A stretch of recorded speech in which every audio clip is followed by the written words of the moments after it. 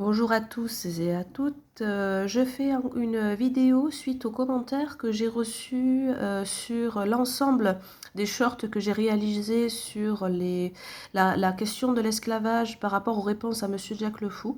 Alors, dans un premier temps, je tiens à remercier les personnes qui ont répondu à mes vidéos, bien que, même si je ne suis pas forcément d'accord ou ne sont pas forcément d'accord avec ce que je dis, néanmoins, il y a eu des commentaires auxquels je souhaiterais à mon tour apporter une clarification.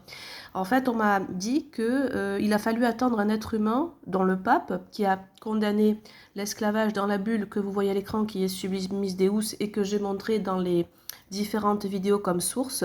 On m'a dit notamment, oui, il a fallu attendre un soi-disant pape pour condamner l'esclavage. Et pourquoi Dieu ne l'a pas fait lui-même? Alors, je répondrai à cet argument que en fait, j'ai publié ici justement dans l'onglet communauté, donc une réponse écrite détaillée. Donc j'explique que l'esclavage en soi est extérieur à la Bible comme phénomène social. Et de plus, même si Dieu a donné des règles concernant l'esclavage, en revanche, il n'a pas interdit de pouvoir modifier ces règles-là, puisque, comme je l'explique justement dans ce long écrit, les Hébreux ne pouvaient pas appliquer des lois qui ne fonctionnaient pas pendant leur temps et leur période, puisque les Hébreux ont vécu justement dans une société où l'esclavage était participé au cœur de la société, et il était inconcevable qu'une société sans esclaves existe. Voilà, donc ça c'est pour le premier point. Donc Dieu s'adapte bien à sa créature pour le moment. Et concernant l'esclavage, je le répète, il n'a pas interdit fondamentalement de modifier ses règles, puisque si ça avait été le cas, comme vous le voyez à l'écran, la bulle Sublimis Deus n'aurait pas pu être promulguée. Donc ça concerne l'interdiction de l'esclavage des Indiens d'Amérique. Donc si vraiment les lois de l'esclavage étaient immuables, eh bien on n'aurait pas pu apporter une réforme. Et bien sûr, j'insiste là-dessus, c'est dans un cadre, dans un paradigme religieux. Voilà, donc c'est en dehors des droits de l'homme et du citoyen, en dehors de la vision humaniste athée. Donc c'est bien dans un cadre, pour des êtres humains qui prennent pour base les évangiles et la Bible. Donc ça, c'est un premier point. Et ça ne signifie pas que les êtres humains ne peuvent pas intervenir dans la parole de Dieu. Alors certes, vous avez aussi ce qu'on appelle des lois immuables, comme je l'explique. Ça concerne le décalogue. Donc le décalogue, effectivement, ce sont des lois immuables, mais les êtres humains ont toujours eu une certaine méthodologie pour interpréter les Saintes Écritures. Et moi, en étant catholique, si vous souhaitez critiquer ce point-là, bien sûr, mais Monsieur Jack Le Fou le fait, il faut se mettre dans le paradigme justement de la personne qu'on critique. Et pour en revenir justement à l'autorité des papes, les papes sont quand même la plus haute autorité religieuse. Et nous estimons, dans notre vision, que le pape est directement inspiré par le Saint-Esprit. Donc Dieu est avec lui pour justement ne pas se tromper sur la foi et les mœurs. Donc il est infaillible. En fait, nous pensons qu'il a ce qu'on appelle le charisme d'infaillibilité, et il est de surcroît le successeur de Pierre. Donc dans la Bible, vous voyez que notamment le premier apôtre dont Jésus se parle, c'est Pierre, et il dit à Pierre, sur cette pierre je bâtirai mon église. Donc nous estimons qu'il a donné à Pierre le charisme de diriger l'église.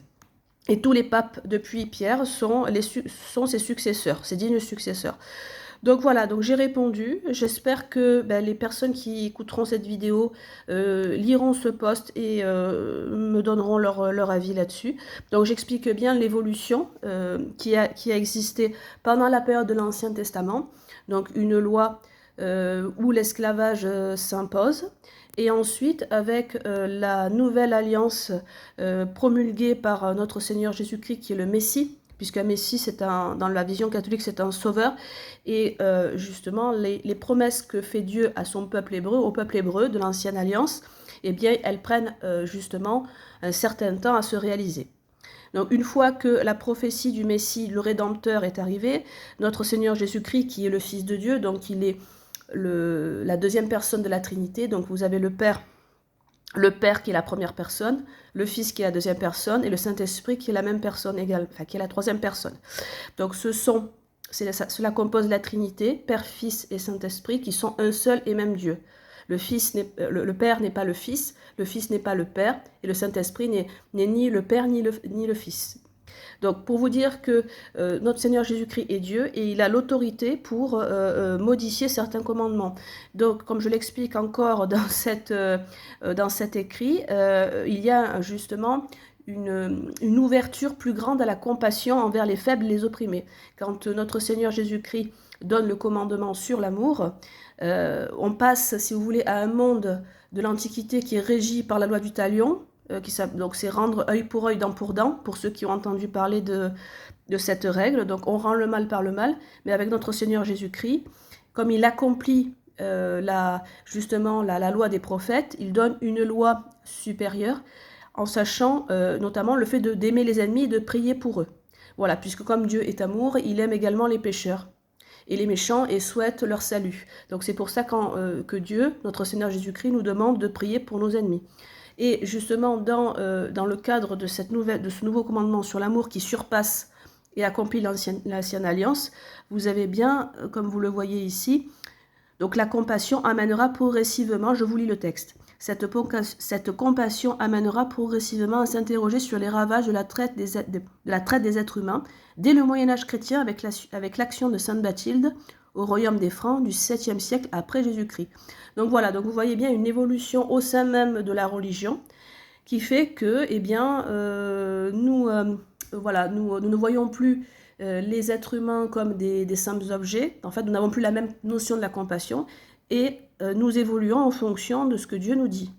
À savoir le fait d'interdire progressivement, comme la bulle Sublimis Deus que vous voyez plus tard. Bon, même s'il y a une longue tradition dans l'Église catholique de l'interdiction de l'esclavage, je me permets juste de sélectionner quelques textes parce que ça serait long à tout détailler et c'est complexe. Donc, pour vous dire que oui, voici l'évolution que je vous montre avec des preuves écrites. Voilà, écoutez, je vais m'arrêter là. Je vous remercie pour votre écoute et n'hésitez pas à réagir dans l'espace commentaire. Merci à vous, au revoir.